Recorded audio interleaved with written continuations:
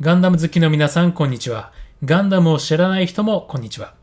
この動画は40年以上前に生まれ、今なお人気を博す名作、機動戦士ガンダム、そしてガンダムを理解する上で重要な宇宙世紀についての解説動画です。先行の破砕を理解する上でも役立つと思いますので、ぜひご覧ください。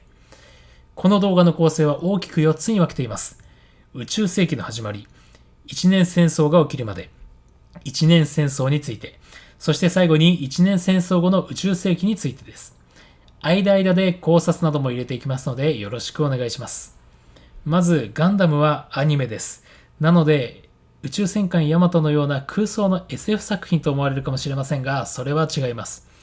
実は我々が生きている今の時代と陸続きの世界を舞台にしているんです。タイトルにも入れていますが、ガンダムの世界は宇宙世紀という時代のお話です。宇宙世紀って何だって思われると思いますが、これは今私たちが生きている西暦の次の時代のことです。具体的には西暦2045年、今から24年後に宇宙世紀元年が始まります。意外とそんなに未来のお話ではないんです。ちなみになんで西暦から宇宙世紀にわざわざ変わったのかという話をしたいと思います。まず物語は西暦1999年からスタートします。世界で200以上の国がありますが、人口が増えすぎて環境問題が大きな問題になっていました。人がいればいるほど資源や開発が必要になるので、このままじゃ地球に誰も住めなくなるという危機感があったわけです。環境問題への対応策として考えられたのが、宇宙に人が住めるスペースコロニーを作って、そこに多くの人を移住させようという計画です。コロニーというのは筒みたいな形をしていて、その中に建物や自然が入っているというものです。地球に住んでいる人をこのスペースコロニーに移民させることで地球の環境破壊を抑えようとしたわけです。当然、宇宙に移民するという大きな意思決定は簡単ではありません。国という意思決定機関が200もあれば、意見がまとまるかというと当然まとまらないです。なので、宇宙への移民計画を進めるために、従来の国というものが全て統合されて、全世界を一つにした世界政府である地球連邦政府というものができました。この世界政府ができたとはいえ、考え方というのは当然人であったり地域であったり宗教であったりで大きく違いますから、地球連邦政府ができただけでは対立は収まることはありませんでした。当然、宇宙への移民計画に対しての反対運動、地球連邦という統合政府への反対運動もありました。仮に我々の世界で同じように世界が全て一つの国になりますなんて言われたら、反対する人はすごく多いですよね。日本の文化をなくすのかっていう感じだと思います。そういった反対運動を鎮圧すべく、10年後の2009年に地球連邦軍ができます。これは、もう文字通り、世界規模の軍隊です。さすがに世界規模の軍隊を相手に戦って勝てる組織はありませんので、曲がりなりにも宇宙移民計画が進められることになりました。ですが、宇宙に第二の地球を作るみたいな計画ですから、当然すぐにはできません。なので、36年後の2045年に第1号のスペースコロニーへの移民が、開始されます。と、ここまでお気になってどう思われましたでしょうか。私は本当にこれはリアルなお話だなというふうに思います。ここ最近の環境問題の注目度の高さだったり、宇宙軍が作られるっていうような話だったりともすごくリンクするなというふうに思います。これを1979年に考えてアニメにしてるんですから、本当すごいとしか言いようがないなと思います。ちなみにスペースコロニーは実際に1969年にアメリカの大学でアイディアが出されています。ウィキペディアで見ていただくとガンダムのコロニーとだいぶデザインも似ているので、お時間があったら見ていただけたらと思います。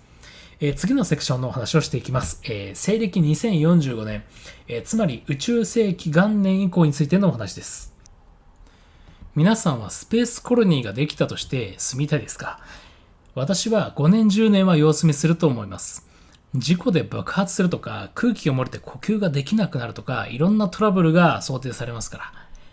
ら。実際に宇宙世紀でも地球の方がいいよっていう人が多くて、初めの頃にスペースコロニーに移民したのは、科学者や技術者といった専門家以外だと、割と社会的弱者の人が多かったです。地球では仕事に就けない人であったり、前科がある人だったり、貧乏な人だったりですね。弱者ゆえにコロニーに住む人たちは地球側から支配されるという構図になっていました。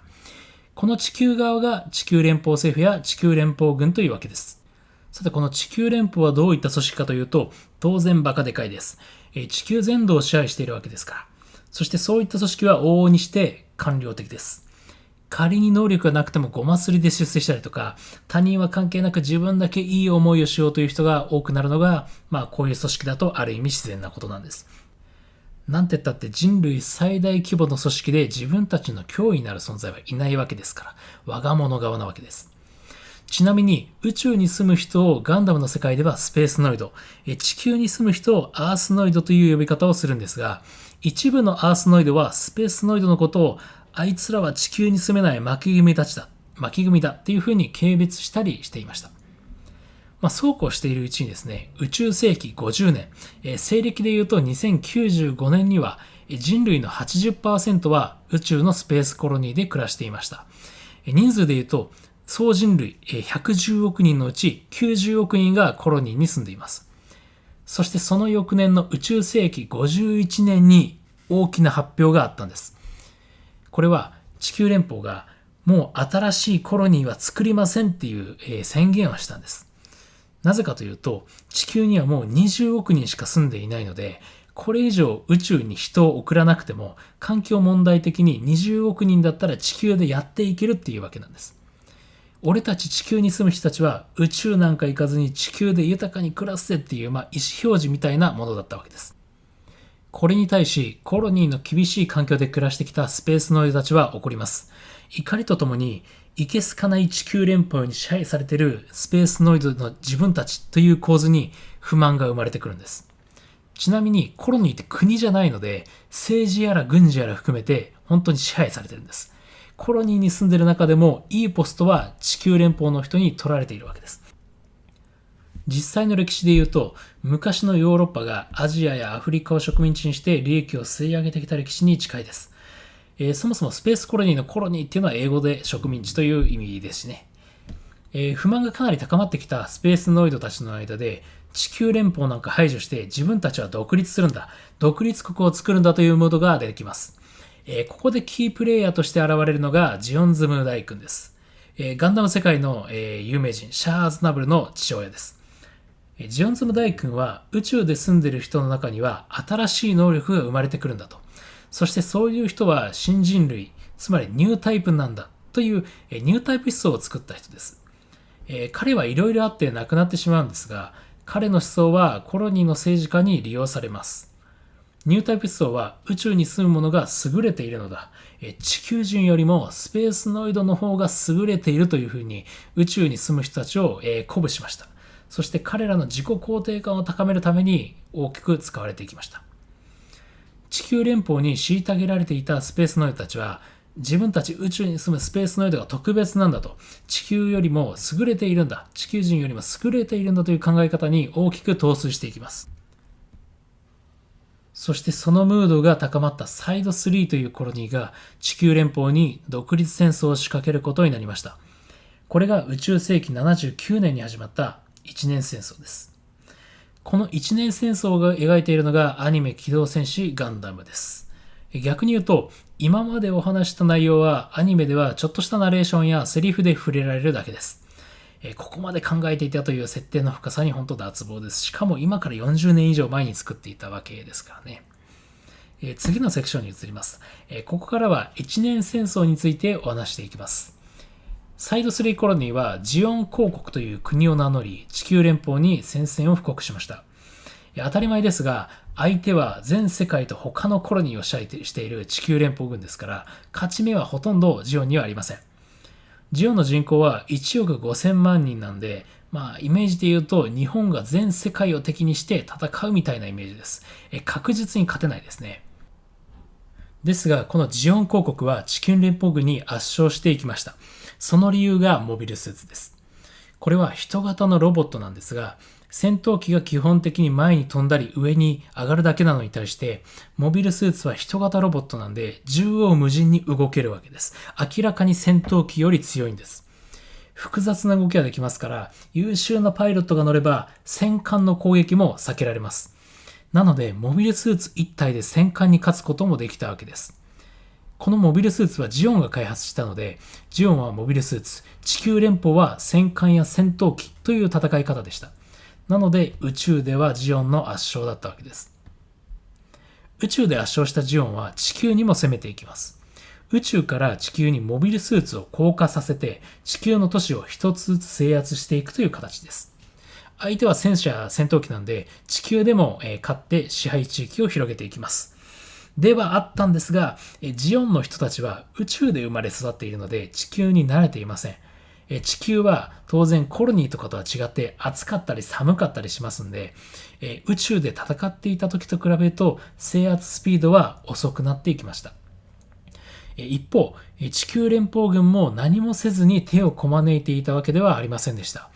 すべての戦いで地球連邦が負けていたわけではなくて、地球連邦が勝利した戦闘ではジオンのモビルスーツを鹵獲することにも成功していたわけです。そしてこのモビルスーツを分解して構造を調べたりする中で、地球連邦もモビルスーツの開発に成功します。このモビルスーツこそ皆さんご存知のガンダムだったわけです。ここまでが一年戦争開始からアニメ第1話の直前までの流れでした。ここでジオンについての私なりの考察をご紹介したいと思います。それはジオンの描き方に日本を意図的に混ぜているのかなというふうに思ったということです。例えば人口構成です。ジオンは人口1億5000万人、日本は1億2700万人ですごく似通っています。そしてもう一つの共通点が第二次世界大戦の日本との共通点です。地球連邦軍が権力を維持する上では敵がいた方がいいんです。敵がいなかったらもう地球連邦軍や地球連邦政府なんていらないよねと。安全な世界になったらわざわざ地球連邦軍とかに給料を払うよりも自分たちの国の単位で仲良くやっていくよっていう雰囲気になるわけです。なので地球連邦からすると地球に不満を持って暴動をしたりしている後のジオンであるサイド3っていうのはむしろありがたい存在だったわけです。サイド3みたいな危ないコロニーがあるからあいつらを黙らせておくために地球連邦が必要だというふうに世界に思わせるために地球連邦がサイド3を焚きつけたという一面もあったわけです。これは実際の世界で言うと第二次世界大戦で原油を止められてある意味焚きつけられて戦争に突入していった日本とすごく似ているなというふうに感じます。またガンダムの原作者の富野義行監督は旧日本軍の兵站と戦略の軽視をすごく批判しているんです。日本が補給ルートがないのに戦線を広げてしまったっていうところへの批判ですね。これはガンダムで言うと地球で戦線を伸ばしすぎて途中から負け始めてしまったジオンにもすごく通じる部分があるなというふうに思います。お待たせしました。これ以降はようやく有名キャラが登場してきます。地球連邦がついに作り上げたモビルスーツガンダムは中立コロニーのサイド7で秘密裏に実用実験が行われていました。そして新型戦艦であるホワイトベースもサイド7に留まっていました。これを察知したジオン公国のエース、シャーズナブルとその部下たちがモビルスーツザクに乗って攻撃を仕掛けます。そして地球連邦軍の軍人の大半は死亡しました。サイド7の住民たちも被害に遭って逃げ惑います。サイド7に住む機械好きな少年、アムロ・レイもその一人だったわけです。アムロは逃げ惑う中で偶然ガンダムに乗り込むことになります。そして置いてあった説明書をパラッと読んだだけで動かせてしまい、ジオンのザクを返り討ちにしたわけです。そして生き延びた少人数の軍人たちとアムロなどの民間人でホワイトベースに乗り込み、サイド7を後にします。その後も彼らはシャアをはじめとした多くのジオン兵に狙われますが、アムロの操縦技術やホワイトベース乗組員の能力の高さもあって、ホワイトベース隊は戦線をくぐり抜けていきます。そして地球連邦ではガンダム以外にも多くのモビルスーツが量産されていきます。モビルスーツが出てきた以上、ジオンが地球連邦に勝っている部分はなくなりました。最後にはジオンは戦争に敗れて休戦条約を締結することになり、一年戦争が終結したわけです。ここでアムロについて解説します。アムロの大きな特徴がアムロがニュータイプであるということです。アムロの操縦技術は他を圧倒しているんですが、それはニュータイプ能力が覚醒したからでした。もともとニュータイプ思想はサイド3、つまりジオンで生まれた考え方ですが、アムロの活躍によってニュータイプ思想は本当だったんだというふうに世の中に知れ渡ります。もともとニュータイプ思想というのは操縦技術の高さのためではなくて、お互いのことを誤解なく分かり合うことができるっていうことに主眼を置いた考え方だったんですが、戦争の場でニュータイプが知られてしまったために、分かり合うことじゃなく戦争の道具になってしまったわけです。ニュータイプの研究がいろいろな場所で行われ、一年戦争以降も戦争の道具としてニュータイプは使われていくことになります。次のセクションに行きます。この一年戦争後もいろんな戦争が起きました。地球連邦の中でも過激派と穏健派に分かれて戦争をしたり、そこにジオン残党が絡んできたり、はたまたちょっとした局地的な紛争も発生します。そうこうしているうちに宇宙世紀も150年頃になると、地球連邦の権力が弱まって、いろんな地域、いろんなコロニーが群雄割拠する、そんな戦国時代のような時代になってきます。ここまでが現在判明している宇宙世紀の大まかな流れです。ガンダムの制作会社のサンライズは UC-NEXT100 というプロジェクトを立ち上げています。これは宇宙世紀93年の逆襲のシャアを基準にその後の100年について作品にしていくというものです。先行のハサウェイもそのプロジェクトの一環です。ニュータイプという言葉が宇宙世紀150年頃にはだいぶ廃れていて、昔の言葉扱いされていたりしますので、そのあたりの流れも表現されてきそうで楽しみにしたいと思います。最後の考察です。それは西暦についてです。西暦はキリストが生まれた年を基準とした年数の数え方。なので宗教がベースになっています。現代は世界的には宗教の存在感はすごく大きくて、キリスト教やイスラム教はかなりの信者がいます。そんな西暦から宇宙世紀に変わったということは、これまでの宗教や神の世界から次の段階に行ったと言えるとも思います。実はガンダムでは宗教の描写はかなり少なめなんです。今の世界での宗教の存在感と比べると特に感じます。宇宙というフィールドに出たことで、地球由来の神みたいなものを信じる文化は衰退したということなのかなと思います。でも何か信じるものが欲しいという気持ちは多くの人にあるので、なので宗教の代わりに別の信じるものが必要になった。それがニュータイプ思想だったということなのかなというふうに思います。